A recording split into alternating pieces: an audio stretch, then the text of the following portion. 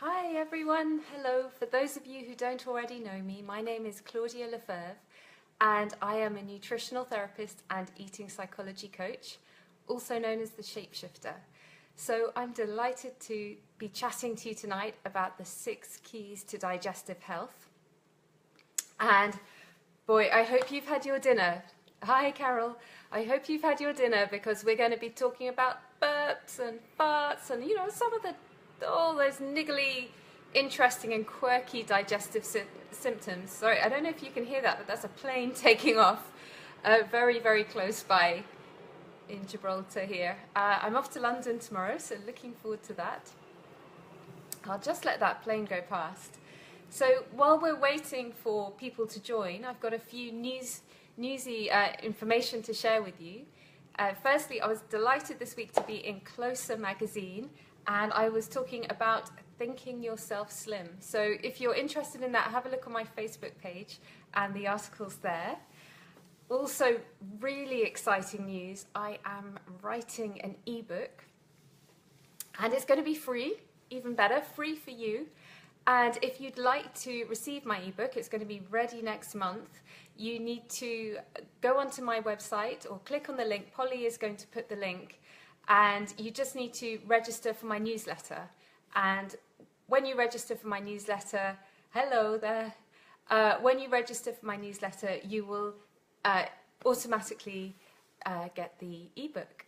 So I also have an exclusive offer tonight just for my Facebook Livers, just as a thank you for all your support. I mean, I can't believe 13,000 of you watched last week's video on hormones. Thank you so much for that and for all your feedback and for all your questions. I love getting your comments and questions. Even if it's not, you're watching it at a later time and it's not live, please comment below. That's absolutely fine. And when I see the questions, I'll answer them. And so that's brilliant. Also, when you like the page, this page, please click see first so that you don't miss any of the Facebook Lives or the updates. There's a little, you can click on like and there's a little drop down underneath it which will appear, and if you click see first, it means you won't miss any of these updates. So guys, we'll just give it just a little bit moment more, but it's going to be the same format as always. So I'm going to talk about the 6 keys to digestive health, and please, as you have a question, just type the question in, and if I can, and if it's relevant to what I'm talking about at that time, I will answer it there and then. But otherwise, I'm going to come back to all the questions and make sure I've answered them properly at the end. Okay? Hi, Brenda. Oh, thank you so much, Brenda, for sharing. That's great. Thanks, guys. So it's lovely to see you all joining, and we are talking tonight about the 6 keys to digestive health. And we're going to take a little bit of a voyage through the digestive system. Some of it might get a bit gory, but I hope I'm going to keep you interested and relating to this. So I'd love to hear from you. Right, let's begin. So the question I often ask is, where does digestion begin? And so often people tell me, well, in the mouth, of course. You put the food in the mouth and that's where it begins. But actually, digestion begins with your eyes and your nose. When we start seeing the food, we eyeball our plate. We know instantly if people are if we're going to have enough food, if we're going to feel hungry at the end. We instantly eyeball, and that's a whole nother talk, because there's all sorts of trickery we can do about size of plate, size of glass, to trick our body into thinking it's eaten more than it has. But also, when we look at food and when we smell food, it starts getting our digestive juices going. So we start producing stomach acid. You might notice saliva in your mouth. All the digestive enzymes get kicking off. And that's actually why chefs so often have stomach ulcers. Because chefs in the kitchen, they're constantly looking at food. They're producing more stomach acid, and there's no food that goes in. They're not eating. So the stomach acid can be sitting there and burning holes in their gastric linings. So I'm just looking. Wow, the numbers are increasing here. So okay, So that's when we start with digestion, we're eyeballing the food. Hi, Anna. The next thing we do is we put it in our mouth and we chew it. Now, chewing is so important, and I know it sounds so obvious, but let's imagine you and I, we go for a chicken curry together, and you gulp your food down. I, on the other hand, really virtuous, and I chew, chew, chew. So at the end of the meal, your stomach has got like chunks of chicken, and mine's got a nice mush. So do you see how much harder your stomach has to work to break down those pieces of chicken? So people aren't joking when they're or exaggerating when they say it's really, really important to chew. It begins, for example, carbohydrate digestion begins in the mouth with the amylase, with the saliva, with the chewing the food and covering it in those juices. But also, it makes it much easier for protein to be broken down in the stomach because you haven't got chunks. Okay? So my first key for digestive health is chew your food. Now, I used to have a CD, it was a Paul McKenna CD, and it was hysterical. You put it in and it would say, pick up your fork, put the food in your mouth, put your fork down, chew your food. Now, I don't go to those extremes. I really want people just to be relaxed and enjoying food. And I think eating away from a television or eating away from the computer screen can certainly help slowing down. Okay, right, so that's key number one. And as the food enters our mouth, it then travels down the esophagus into our stomach. Now, hopefully we've got masses and masses of stomach acid in there. You know, enough, not too much. But so often I see people, with heartburn, and heartburn can be quite debilitating, really irritating, and it can affect sleep and all sorts of, feelings of well-being. And sometimes, actually, it can be caused from too little stomach acid. So I'll always work with clients to try and establish which way it is for them. And also, I see many, many people who are very reliant on omeprazole, Gaviscon, Rennies, all the antacids. And if that's you, do make sure that you check your B12 levels, because B12 is a vital nutrient in the body. And B12 needs stomach acid to be assimilated, and if we reduce the stomach acid so much, then we can't assimilate it. So my second key is have just the right amount of stomach acid. Now, if you'd like to talk more about burping, more about stomach acid, please ask me questions about it, and I'll come back to it at the end. But I've got that, I've got the whole digestive tract to get through. So I'm just doing a little flyby, and I want to hear from you where you want more detail. Okay, but before we travel on down the digestive tract, I just want to take a moment to talk about stress. Now, I work with lots and lots of people with IBS, and one of the key questions, the most important questions I ask them is, how is your IBS at the weekends? How is your IBS when you're on holiday? And invariably people say, well, actually, hi, Polly. They say, invariably, it's better. They say, oh, funny that, actually, when I was on holiday in France last summer, it was surprisingly so much better. And it's not really that surprising. It's because when we are stressed, we produce less stomach acid. We have apparently 20,000 times reduced digestive enzymes. And we also have 4 times less blood flow to the whole digestive system. So if you think when we're in a stress state and we're in this fight or flight, have you heard of that before? It's where all, the blood is diverted away from the stomach and digestive system. This is non-urgent. We need to be ready to flee from that hairy mammoth that's chasing us. This is an ancient survival system that we have in our bodies. And the blood gets diverted away into the brain and into the muscles so that we're ready to run. And when we eat, when we're in this state, it just feels like the food sits in the stomach. Have you ever had that, where it just sits like a hard lump, and it can feel like it sits there for hours? So really, my advice is don't eat when you're stressed. If you really, if you've had a big argument, you've just had a really stressful meeting, you've given a presentation, maybe a Facebook Live, don't eat straight away. Take a walk around the block, take some deep breaths, chill out a bit. Try and be in a relaxed state when you eat. Now, I know this might be easier said than done, but when you're at work, try not to eat your lunch when you're sitting at your desk. At home, I say light a candle, put on some relaxing music. And if your stomach does feel like that, a tight knot, then drinking a cup of chamomile tea or ginger tea is so helpful just to relax it, to help it relax and allow the food. So that's my key number 3, don't eat when stressed. Now, I'd like you to stay tuned because at the end of Key 6, I am going to be revealing an exclusive offer just for you, just for Facebook Live, okay? So I'm really excited about it. Please stay tuned. So, carrying on with this voyage through the digestive tract. We've put the food in our mouth, it's travelled down the esophagus, it's gone into the stomach, and now it's a lovely chime, which means it's a soup. It's a lovely soup, and it's going into the small intestines.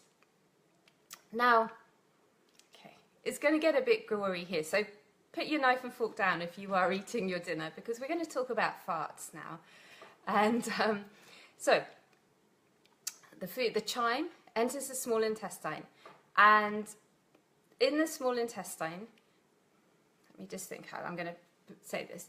Okay, we've got villi and microvilli. Now, maybe you remember this from your GCSE biology, but the villi and the microvilli look like this, okay? And so you've got all these microvilli here, and if we were to flatten out all of your microvilli and your villi, it would cover the surface area of a tennis court. So that's how many folds you have in your digestive system, okay, in your small intestine. And it's all about increasing the surface area for assimilation of all the nutrients. So on top of these microvilli, you have good bacteria, you have immune components, and you have digestive enzymes. Now, imagine you've got a protein molecule arriving, and because I chewed my chicken curry really well, it's a really nice small protein molecule, so it's going to be fine to digest with the digestive enzyme here and enter through the bloodstream here. Now imagine we've got your scenario where you gulped down your chicken curry and you had big chunks in your stomach, and your stomach has worked hard on it, but still, the protein particles are like this instead of like that. And what's happening is these protein particles can be an irritant to the microvilli. And what they can do as well is they can attract bacteria. Now, I can't tell you how many people come to me with bloating, okay, as their major thing, bloating. And we don't get bloated from swallowing air unless you're snoring at night and you wake up bloated, then we can talk about that, that's different. But generally, most of us wake up with a really lovely flat stomach, and if only we could keep it like that through the day, right? I mean, some ladies, they say to me, oh, I feel like I increase a whole dress size. So, from the morning to the evening, it's a completely different body shape. And that is partly, hi Deborah, and that change in body shape through the day is partly due to these protein particles here, because they're producing gas. Okay, so bacteria are acting on these undigested food particles, and they are creating gas. Now, when you've got undigested protein particles, it attracts a lot of putrefactive bacteria. And when you have partially undigested carbohydrate molecules, it creates a lot of fermentative bacteria. Now, the reason I'm explaining this is because the putrefactive bacteria, those undigested proteins, create the silent but deadly farts. The farts that people feel they need to run away from. The farts that, oh my gosh, in the morning on the bus, I feel, oh my goodness, that man, I need to work with him on his protein digestion. That is not right. Whereas the fermentative bacteria, someone who's got too many carbs in their diet, or they're not breaking the carbs down properly, they create the Oh, good, Mandy, I'm glad I'm entertaining you. They create the loud, non-smelling farts. They're very, very loud, and then luckily no smell at all. Okay, so that tends to be more carbohydrate. Now, most people have a combination of either what, of both, but it can provide us interesting clues. So I always ask clients, much to many people's embarrassment, but it gives me clues. So it tells me how well your protein digestion is working, how well your carbohydrate, hi Monica, your carbohydrate digestion is working. And then the question I have about fats is, have you got floaters? Are your stools floating? Because if they're floating, then that suggests a high fat content in the stools, and I would work with you with your gallbladder, with your bile, and the emulsification of the fats, or breaking the fats down so you can actually be assimilating the fats. So, that was a bit of a big topic there. So it's very important to analyze things a little bit, and also it's can create such social embarrassment and awkwardness that I really want to help you. But going back to the first key of chewing your food can actually really make a difference to the size of these molecules that are coming into your small intestine. Right. So key 4 is bacterial balance. So let's get the bacteria right. Let's get some good bacteria here, and we know how to do that with, you could either take a probiotic supplement, you could have some kefir, some fermented foods. Don't get sucked in with all the Yakult and the Actimel, because that's a whole lot of hype, and there's sugar in there and a very, very small quantities of good bacteria. So I would always recommend to go more natural, and to take a course of the probiotic pills if you've had antibiotics or some kind of gastro bug and you want to rebalance. But it's certainly not for life. You only take the probiotics. You might take them for 2 weeks and then stop maybe every year, or just unless you've got a digestive condition and I'm working with you, and then we might do it for longer. All right, I'm just going to have a little sip of water. So, guys, don't forget to like my page. If you haven't seen me before and you've stumbled across this video, please like my page and click down to, let me just see where it says see first. That's what I want you to do, to see first, so you don't miss any future talks. Right, so that was key 3. Oh no, sorry, that was key 4, bacterial balance, okay? Right, key 5. Let's figure out those underlying food intolerances. Now, this is a big one. So we're going to go back to these villi and microvilli here. So you've got the villi, microvilli. Oh, hello, Jessie. Kefir water's great. Definitely carry on. It's brilliant. Absolutely brilliant. Yes, and it's something you can be having on a regular basis. Yeah, perfect. And water kefir is much easier to keep going than dairy kefir. It's the kind of thing you can go away on holiday and they haven't all died. Okay, so we've got the villi and the microvilli here now, and imagine that you've taken a big course of antibiotics. Maybe you've had some steroids. Maybe you've had a really bad bout of gastroenteritis. Something's happened, and what happens is these microvilli can become a little bit damaged. Okay, so it's hard for the food particle to arrive here and be broken down properly. And then also you've got these lovely tight junctions normally between the villi, and they stop anything coming down here. And what can happen is, with antibiotics, with high stress, with gastroenteritis, these tight junctions can break away a little bit, and then the food particle can come down between here, and this is called leaky gut. And when this food particle arrives down here, it creates an immune reaction. So the immune system is quickly engaging. There's a foreign body. We've got to do something about it. So they'll create antibodies for this food. And for example, if it's a wheat particle, it will create.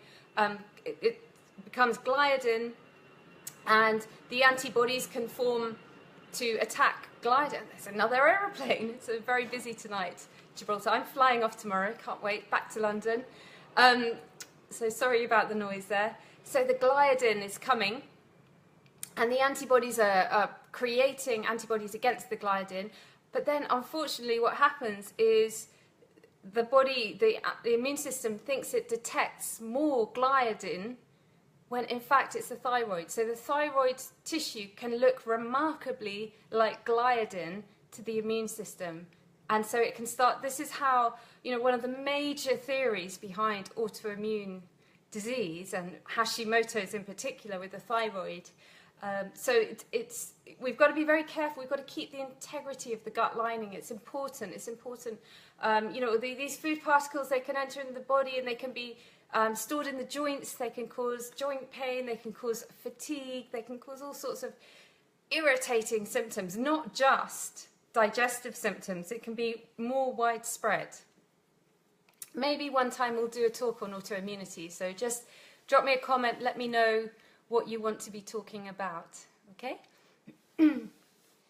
So with the food intolerances, so often, I know I've talked about them in so many talks, alluded to them. Maybe we do a special talk about food intolerances, but so often the wheat will cause bloating, heartburn, fluid retention, not just in the gut, not just the bloating in the gut, but also, my ladies, they have to change their watches, their rings, the sock marks go, because the fluid retention comes down. Oh yeah, okay, Monica, more on autoimmunity.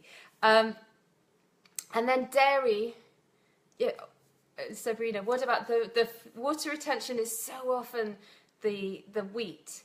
And then with the dairy, it can be, mucus, sinusitis, skin irritations, that kind of postnasal drip, coughing, and diarrhea.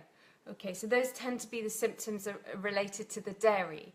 Now, there's a really simple way to work out if you are intolerant to wheat or to dairy, and that's basically avoid them for 10 days and then bring them back on day 11.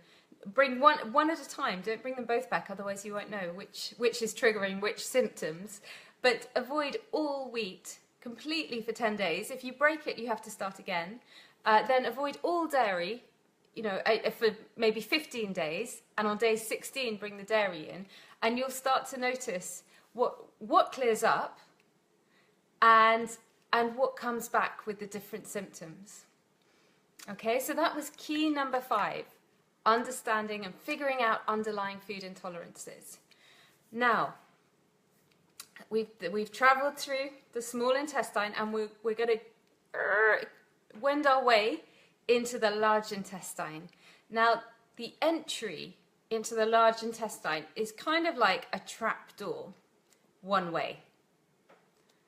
It needs to be one way. Sometimes it stays open a little bit too long. And when that happens, the bacteria from the colon go into the small intestine, and they have no place in the small intestine. They shouldn't be doing that, and they do. And they enter the small intestine, and they have like a feeding frenzy on all the sugar and all those partially digested food molecules in the small intestine. And this is a big problem because it's the wrong bacteria in the wrong section, and it's called SIBO. Small intestinal bacterial overgrowth, and it's basic bacteria that shouldn't have got there. And sometimes that trap door can stay open when we're holding back, when we need to go to the toilet and we don't go, and we're creating a build-up of material. So it's always, if you need to go to the bathroom, please go. I deal with a lot, we'll talk about it later, but with psychological issues around going to the bathroom.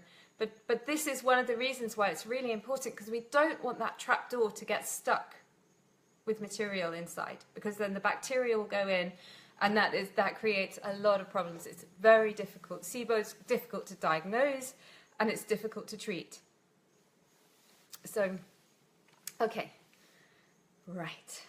So now we're in the colon, okay? Coming to the end now, and my 6th key is all about clearing constipation.